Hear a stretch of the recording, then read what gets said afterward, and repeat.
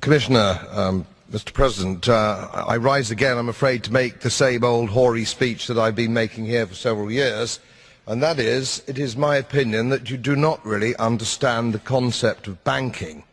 All the banks are broke. Bank Santander, Deutsche Bank, Royal Bank of Scotland, they're all broke. And why are they broke? It isn't an act of God. It isn't some sort of tsunami.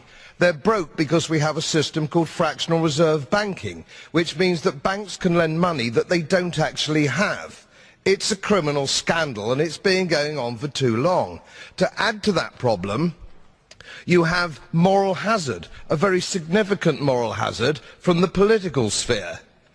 And most of the problem starts in politics and central banks, which are part of the same political system.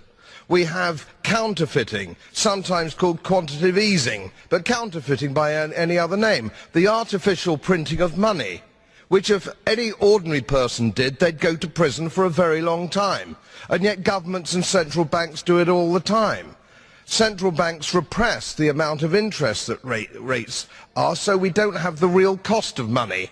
And yet we blame the real retail banks for manipulating LIBOR.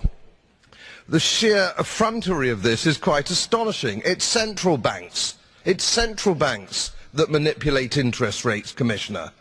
And plus, underneath all this, we talk loosely, in a rather cavalier fashion, do we not, about deposit guarantees. So when banks go broke through their own incompetence and chicanery, the taxpayer picks up the tab. It's theft from the taxpayer. And until we start sending bankers, and I include central bankers and politicians, to prison for this outrage, it will continue. Well, guys, that's